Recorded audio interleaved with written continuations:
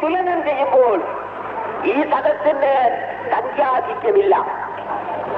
എന്നാൽ ഈ സദസ്സിലിരിക്കുന്നത് മുസ്ലിം സമുദായത്തിന്റെ നാളെയുടെ വാഗ്ദാനങ്ങളാണ് എന്നത് എനിക്ക് പ്രത്യേകമായ ആവേശം നൽകുന്നു.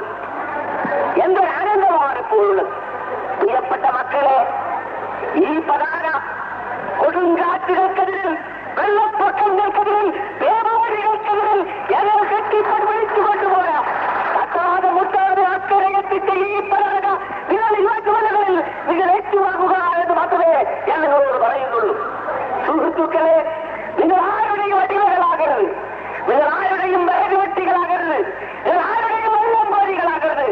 ലാ ഇലാഹ ഇല്ലല്ലാഹ് മുഹമ്മദുർ റസൂലുള്ളാഹ് എന്ന കലിമത്ത് തൗഹീദിൽ വിശ്വസിക്കുന്നത് ഒരു അപകർഷമായി കരുതാത്ത ഒരു കാലഘട്ടത്തിന് വേണ്ടി, നല്ല നാളേക്ക് വേണ്ടി സ്കൂളുകളിലും കോളേജുകളിലും മുസ്ലിംകളുടെയിൽ അഭിമാനത്തോടുകൂടി കടന്നു ചെല്ലുവാനും നിങ്ങൾ ഒഴിവ് ദിവസങ്ങൾ അനുഭവിക്കുവാനും നിങ്ങളുടെ പാഠപദ്ധതികൾ അംഗീകരിക്കുവാനും നിങ്ങളുടെ ഭാവി ബാധ്യതമാക്കുവാനുമുള്ള ഒരു നല്ല നാളേക്ക് വേണ്ടി മുസ്ലിം ലീഗിന്റെ പതാകയിൽ കീഴിൽ, MSFന്റെ കൊടിക്കുഴയിൽ കീഴിൽ അടിനിരന്ന് അടിവെച്ചണിയണിയായി മുന്നോട്ട് പോകുക.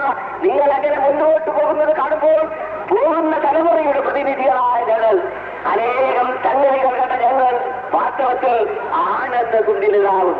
അവരന്ന് പറഞ്ഞതാണ്, വിദ്യാഭ്യാസം വരട്ടെ, സ്കൂളുകൾ വരട്ടെ, കോളേജുകൾ വരട്ടെ, ഈ മുസ്ലിം ലീഗ് ഉണ്ടാവുകയില്ല. ആ വ്യാജപ്രവാചകന്മാരോട് ഞാനൊന്ന് പറയട്ടെ, പഞ്ചായത്ത് തോറും എന്നോണം സ്കൂളുകൾ വന്നു, താലൂക്കുകൾ തോറും കോളേജുകൾ വന്നു, സമുദായത്തിലാകെ ആണും പെണ്ണും വിദ്യാഭ്യാസം ഉണ്ടായി.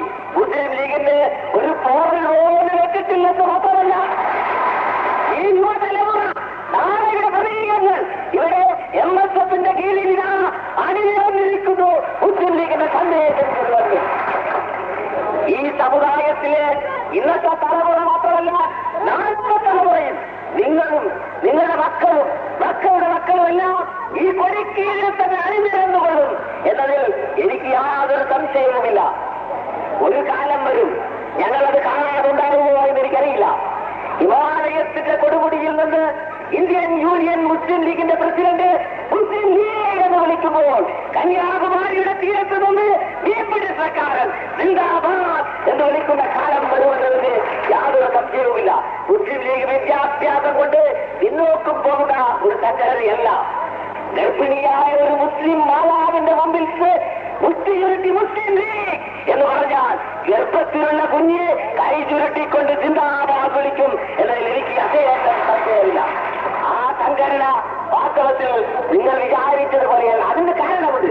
ഞങ്ങളിത് പൊരുതുന്നത് ഈ പോയിപ്പോകുന്ന തലമുറയ്ക്ക് വേണ്ടിയല്ല, ഈ യുവതലമുറയ്ക്ക് വേണ്ടിയാണ്. നിങ്ങൾക്ക് ഉദ്യോഗം ലഭിക്കാൻ, നിങ്ങൾക്ക് സ്ഥാനമാനങ്ങൾ ലഭിക്കാൻ, നിങ്ങൾക്ക് പദവികൾ ലഭിക്കാൻ, നിങ്ങൾ ഉയർന്നു വരാൻ, നിങ്ങൾ അഭിമാനമുള്ള പൗരന്മാരാകാൻ വേണ്ടിയാണ് മുസ്ലിം